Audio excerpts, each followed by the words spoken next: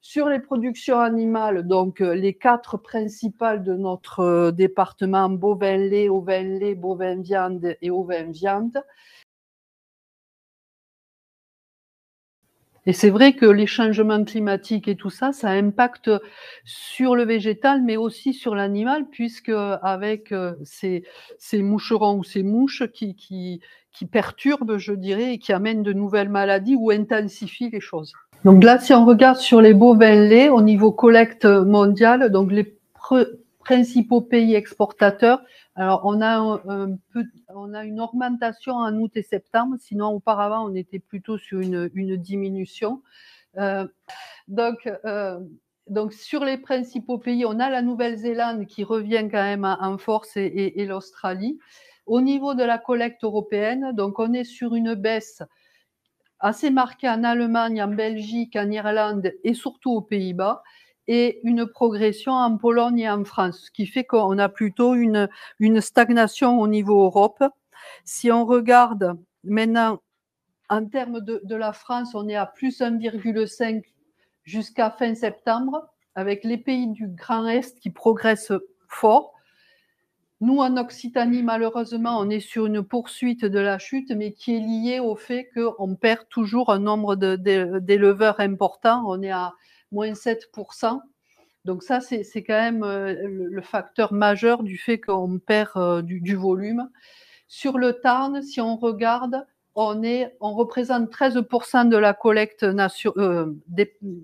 régionale, et on a l'Aveyron qui arrive en première position à 46%. Et donc, on est sur un repli de 1,9 au niveau du Tarn en termes de production arrêtée au mois d'août. Si en termes de prix, alors si on regarde sur le prix du beurre, ça me semblait assez intéressant de regarder l'évolution.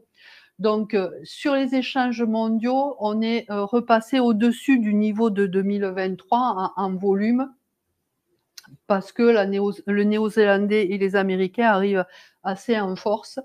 Et on a une hausse des exportations vers l'Arabie Saoudite et le Mexique. Si on regarde au niveau des cours, on est sur des cours, là c'est le prix d'intervention du beurre. Donc on est vraiment sur des cours au niveau du beurre élevés, et qui ont nettement, là c'est les cours en France, donc qui ont dépassé ceux de 2022 et 2023 qui étaient par là. Par contre, si on regarde au niveau monde, donc on est aussi sur des cours bien orientés au niveau beurre. Par contre, en Europe, on continue à progresser, et le cours aux USA et Nouvelle-Zélande, Australie, départ Océanie, eux, ils commencent à diminuer en termes de prix. Nous, ça tire vers le haut parce qu'il manque du volume. Donc c'est pour ça qu'on est sur des prix qui continuent à progresser et être très bien orientés. Au niveau du prix du lait, donc là, vous avez le prix standard, hein, donc le prix réel est supérieur à ce prix-là. Donc ici, vous avez 2024, là, 2024, donc qui passe un peu au-dessus à partir de juin-juillet. Auparavant, on était un peu plus faible que 2023. Et je vous ai mis en rapport les prix qui se pratiquent au niveau de l'Allemagne, des Pays-Bas et des États-Unis. Donc nous, au niveau France, on est à 481 € prix réel. Donc là, c'est avec les primes qualité et autres, qui est en diminution de 1,4. Et sur l'Occitanie, on est, donc là, c'est les prix lait Occitanie. On est à 466 sur les 9 premiers mois de 2024, 476 en 2023.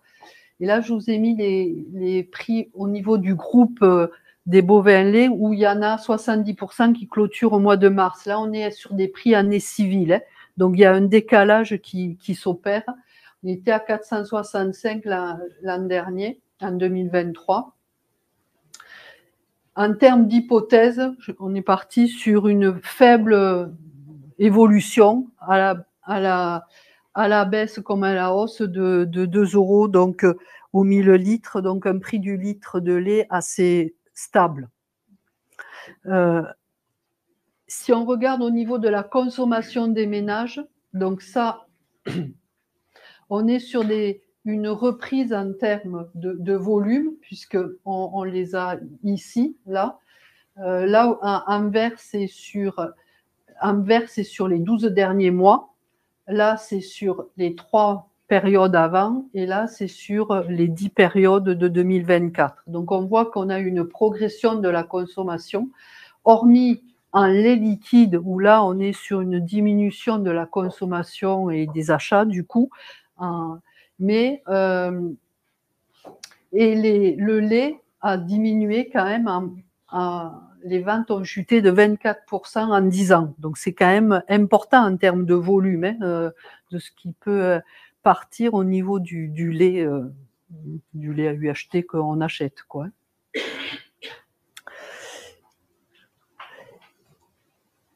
Et en termes donc de résultats, alors le groupe, c'est 110 hectares, 65 vaches, avec une production laitière de 484 000 litres et à un prix moyen de 465 €. Ça, c'est le groupe de 2023. Et ce groupe-là, en 2023, il y a eu un EBE donc de 76 000 € qui a baissé par rapport à 2022, lié surtout à une baisse un peu de la production laitière et également des intrants plus chers et de l'aliment en particulier, des engrais, qui a fait que l'EBE est, malgré un prix du lait supérieur, a baissé sur 2023.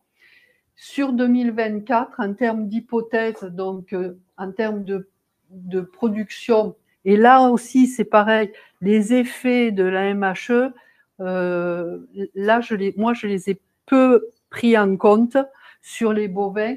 Ils se prennent en compte plus dans l'hypothèse mini où on était sur une production pratiquement stable par rapport à 2023. Sinon, parti sur une progression un peu de la production, en sachant que sur les élevages, cette année, en termes de qualité des fourrages, on a une belle qualité en fourrage, le maïs en silage également, et en volume. Il faut espérer que les éleveurs aient gardé ce volume-là et ne l'aient pas commercialisé pour les années futures avoir suffisamment de réserves et de réserves de qualité. Et des fois, c'est pas forcément ce cas-là parce que des fois, on n'a pas le stockage suffisant parce que en termes de ressources financières, ça amène un plus qui est pas anodin. Mais n'empêche que l'idéal, c'est de le stocker pour pouvoir, je dirais, pallier à des années plus difficiles parce qu'on voit bien que climatiquement, on a des écarts tels qu'il faut avoir des réserves fourragères plus importantes que ce qu'on pouvait avoir à un moment donné pour mieux tenir. Et donc, en projection, on serait donc avec des charges OP en diminution du fait du coût alimentaire et des engrais, des charges fixes qui progresseraient de 4,3 et donc un EBE qui serait à 80 000 € si on progresse de 3% en production, identique si on est stable. Et c'est vrai que le volume produit a un impact très fort sur le BE parce que les charges, toutes les charges fixes, elles sont impondérables, enfin incompressibles, je dirais, qu'on produise 1000 ou 2000 litres de plus, la charge, elle est identique. Par contre, à la fin, le BE n'est pas le même quand même.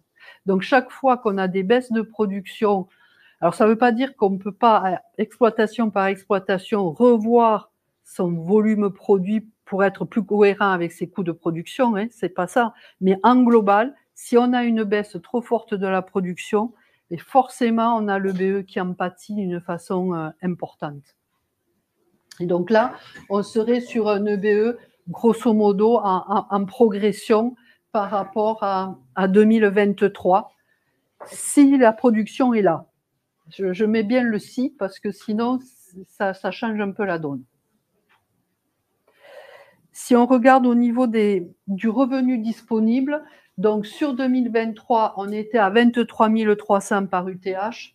On serait sur 25 000 € sur la moyenne de 2024.